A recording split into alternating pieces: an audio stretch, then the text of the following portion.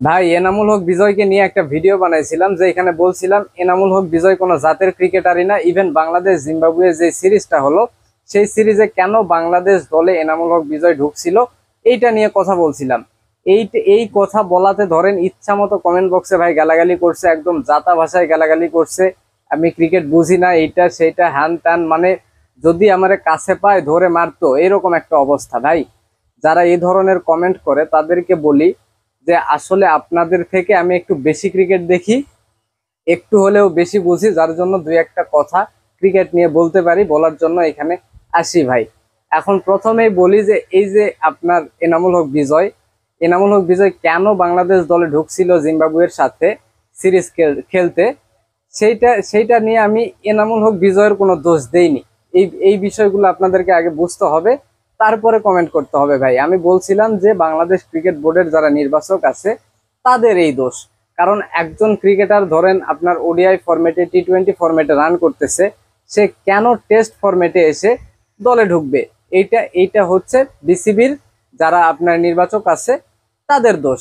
হ্যাঁ, এই এনামুল হক বিজয়ের এখানে দোষ দিয়ে কোনো ভিডিও আমি বানাইনি বা কোনো কথা বলিনি। হ্যাঁ, এখন ধরেন ঘরোয়া ক্রিকেটে যারা রান করবে তারাই জাতীয় দলে আসবে, এইটা প্রত্যেকটা ক্রিকেটীয় দেশের এটা নিয়ম। তো সেই ক্ষেত্রে সে ঘরোয়া লিগ, আমাদের ঘরোয়া লিগ যতই খারাপ হোক, সেখানে রান করছে মানে সে জাতীয় দলে আসবে, এটা স্বাভাবিক, এটা নিয়ে কোনো প্রশ্ন নাই তো।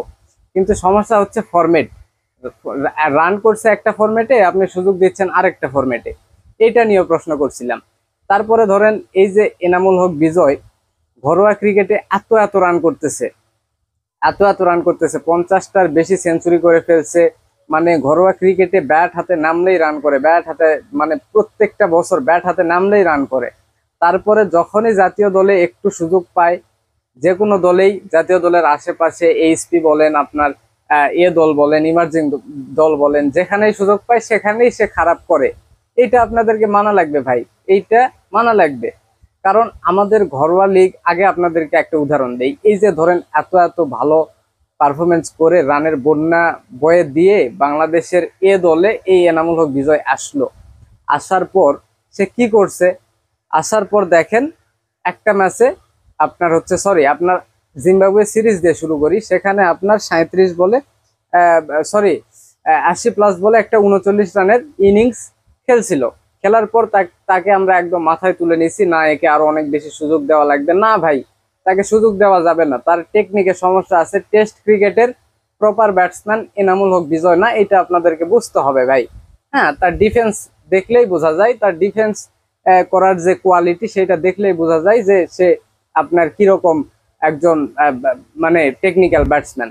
তারপরে ধরেন এই যে এ দলে এসে আপনার 37 বলে 24, তারপরে 8 বলে 2, তারপরে আপনার 34 বলে 39, তারপরে 45 বলে 38, তারপরে আপনার 80 বলে 39, এটা আগেই বললাম। যাই হোক, এই যে 5টা ইনিংস সে ব্যাটিং করছে, একটা 50ও করতে পারেনি।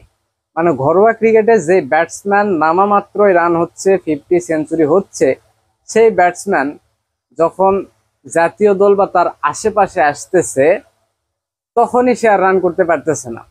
একজন, আপনি দেখেন একজন ব্যাটসম্যান যে একদম ফর্মের একদম চূড়ান্ত পর্যায়ে আছে, সেই ব্যাটসম্যানকে জাতীয় দলের আশেপাশে আনলাম, 5টা ইনিংসে একটা 50ও করতে পারলো না, তাইলে কেমন হলো ভাই? যে একদম চূড়ান্ত ফর্মে আছে সেই ব্যাটসম্যানের উচিত 5টা ইনিংস যদি এসে খেলে অন্তত একটা 50 করা, এটা উচিত ভাই।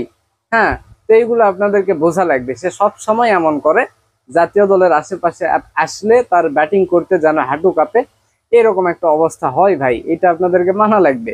এই যে ধরেন এ দল, এ দলটাতে খেলতেছে, নিউজিল্যান্ডের এ দলে কারা খেলতেছে? তারা ইন্টারন্যাশনাল ক্রিকেট এখনো খেলেইনি, তাদের সেই এক্সপেরিয়েন্স নাই। সেই ক্রিকেটারদের সাথে একজন একজন জাতীয় দলে খেলা ক্রিকেটার এনামুল হক বিজয়, তারপরে ঘরোয়া ক্রিকেটে এত এত রান করে ক্রিকেটার, গিয়ে যদি একটা 50 করতে না পারে, তাইলে আসলে কেমনে হবে ভাই? কেমনে হবে? তো এইটা আসলে তার সাথে সব সময় ঘটে যায়, সব সময় এইটাই হয়।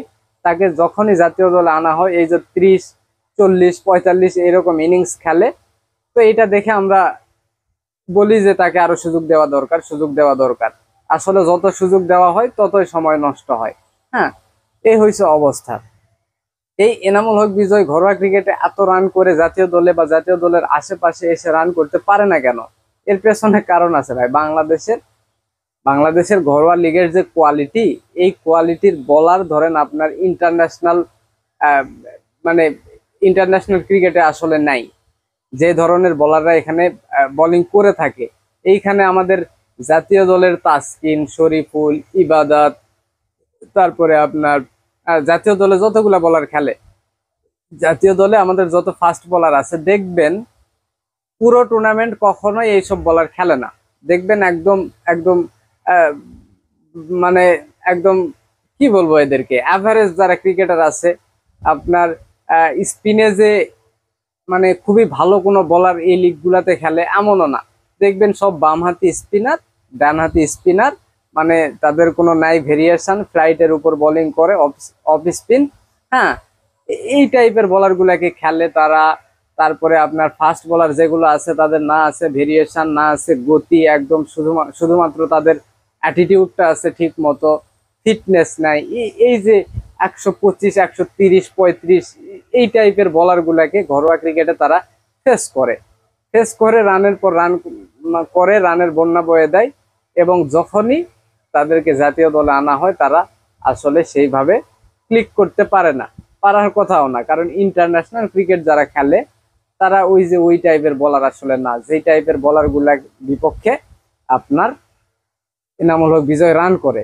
তো যাই হোক, তো এই যে এতগুলা কথা বললাম এনামুল হক বিজয়কে নিয়ে, এখন এইটা আপনাদেরকে মানে বোঝার ক্ষমতা রাখতে হবে যে এখানে এনামুল হক বিজয়ের কোনো দোষ এখন পর্যন্ত আমি দেইনি। কারণ ক্রিকেট সিস্টেমে দোষটা হচ্ছে, ক্রিকেট সিস্টেমে। এখন ঘরোয়া ক্রিকেটের মান কিভাবে উন্নত করা যাবে সেই জিনিসটা আপনার ঠিক করা লাগবে বিসিবির। হ্যাঁ, এখানে তো এনামুল হক বিজয়ের কোনো দোষ নাই।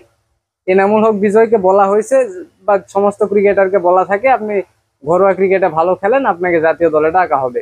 তো ঘরোয়া ক্রিকেটে যে বোলার দেরকে পাচ্ছে, যাদের সাথে খেলতেছে তাদের বিপক্ষে সে রান করতেছে, তার কাজ সে করতেছে। কিন্তু এই যে ঘরোয়া ক্রিকেটে কোয়ালিটিফুল বলার আনা লাগবে, মানে খেলার একটা কোয়ালিটি থাকতে হবে, এই জিনিসগুলো ঠিক করতে হবে বিসিবি কে। হ্যাঁ, এখন এনামুল হক বিজয় তার কাজ করে যাচ্ছে। এই দিক থেকে এনামুল হক বিজয় ঠিক আছে, সে সেরা, এটা তো মানি। হ্যাঁ, তো এ হয়েছে অবস্থা। যদি মানে আসলে ব্যক্তিগতভাবে আমার ওই এনামুল হক বিজয়কে দোষ দিয়ে লাভ নাই, এবং তার দোষ দিচ্ছিও না। এই জিনিসগুলো যারা কমেন্ট করে তাদের একটু বোঝা উচিত, তারপরে কমেন্ট করা উচিত ভাই।